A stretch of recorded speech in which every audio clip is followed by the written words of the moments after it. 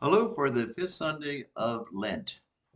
Using two readings. The first reading is from Ezekiel 37, 12 to 14, and the Gospel, John 11, 1 to 45.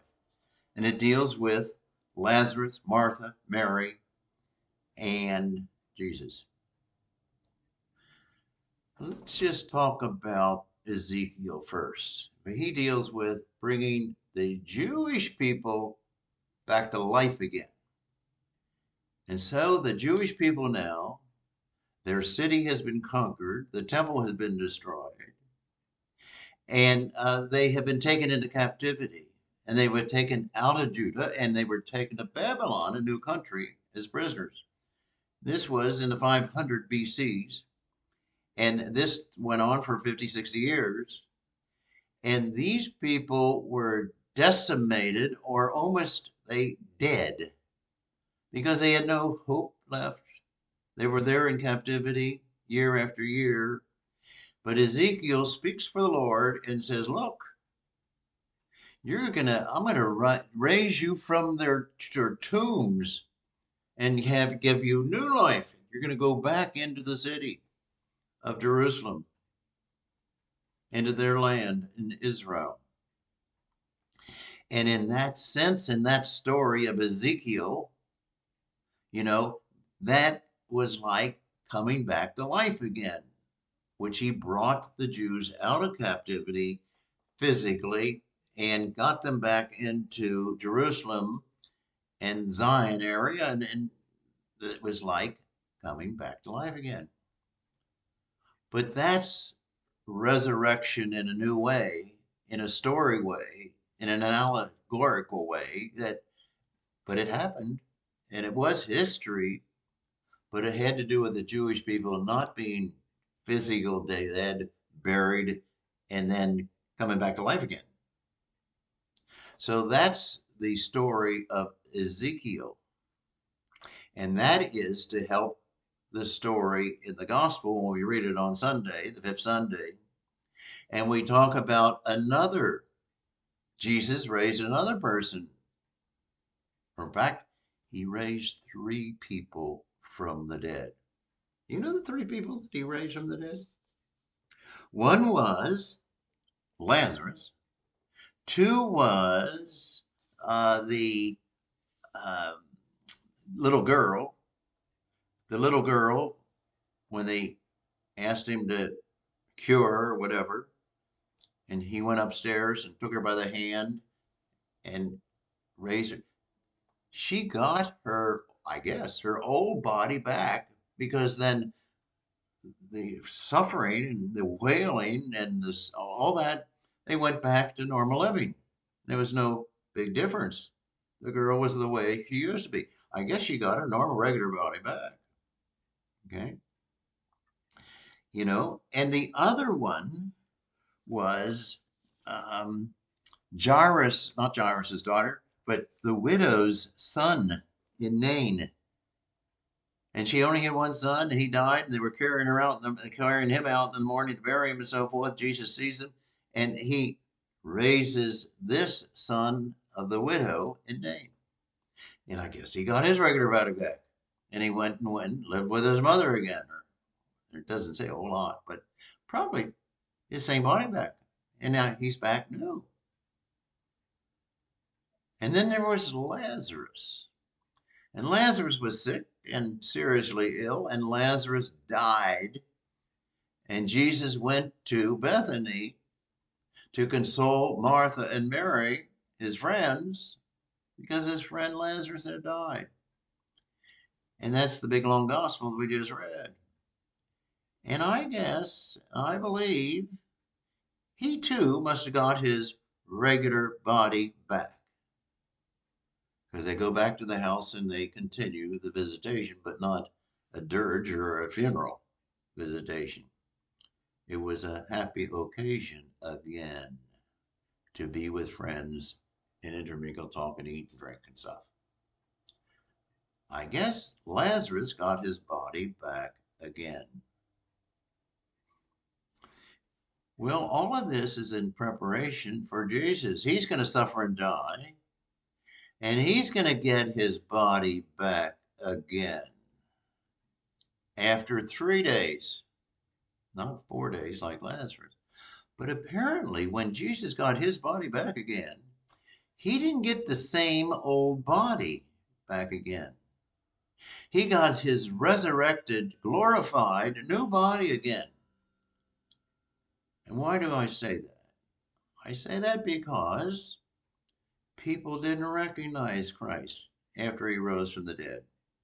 From the very beginning, hours after he rose from the dead on Easter Sunday morning, uh, a woman, Mary Magdalene, was looking for his body in the tomb, and she couldn't find it.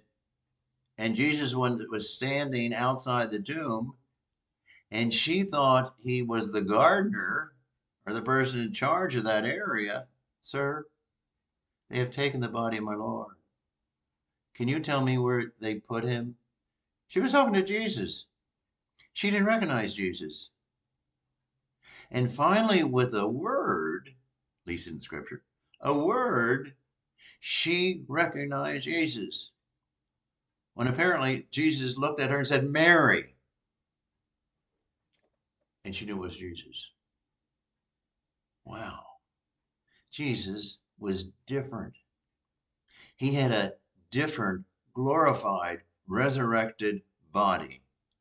Not like those other two, three, whatever, three people that Jesus rose. Hmm. Then, a few days later, apparently, it's in Scripture once again, there were two disciples walking on the road to Emmaus. And Emmaus was 7 miles from Jerusalem. And they were downtrodden because they thought Jesus was the Messiah. They thought the end time is here. And they thought it'd all come out in total glory and so forth. But they arrested Jesus. They crowned him with thorns. They made fun of him. And they killed him. Capital punishment. Crucifixion. And so they walked 7 miles with Jesus, and they didn't recognize him. Jesus was explaining all this scriptures to him on the way. They tried to keep him.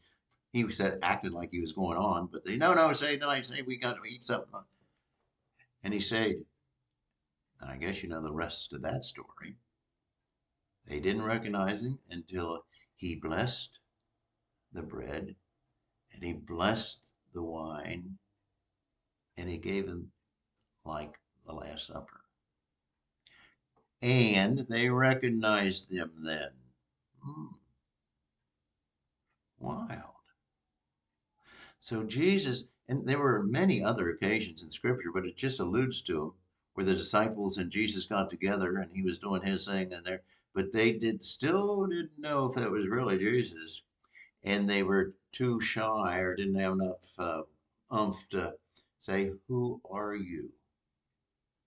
But in due time, they recognized Jesus in his words and in his actions, like the Last Supper and so forth. All of that. And that's the essence of our religion. Well, let me tell you one final thing, and I'll quickly try to do it. That is, when I was in the Holy Land one time, where I was with 36 other priests, and we were in Bethany. And after we had Mass in Bethany, we used the same gospel for the Mass. We used, and afterwards, all 37 of us would leave the church and just go our own way in silence, totally individual. And we would think or pray that what this city was and what happened here in this.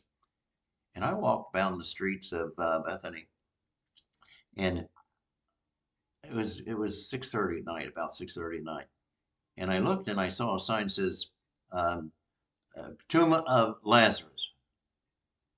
And I thought, I wonder if they're still open. I'd like to go into this thing. We ought to go in this thing.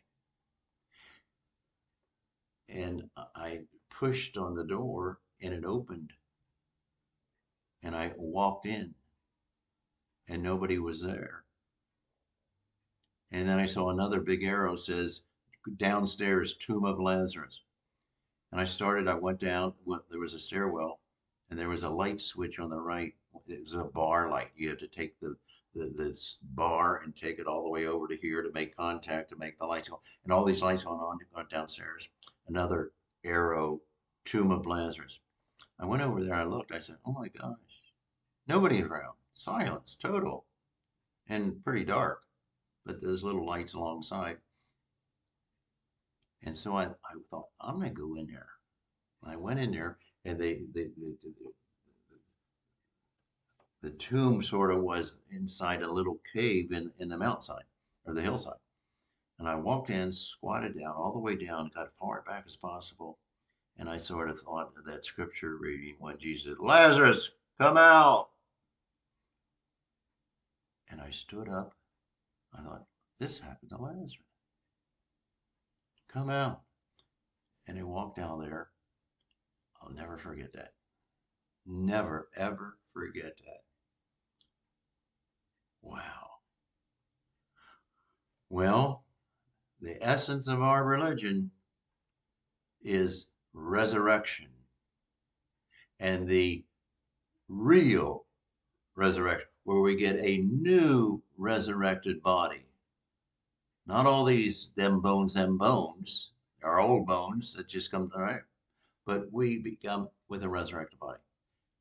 And that's what happens when we get changed from this life to the next life.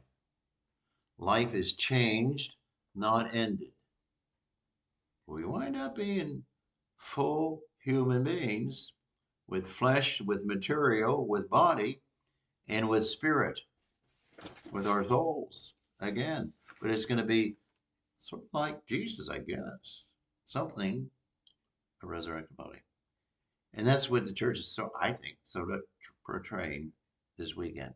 Sorry, that last little helper made it a little bit long, but have a good day.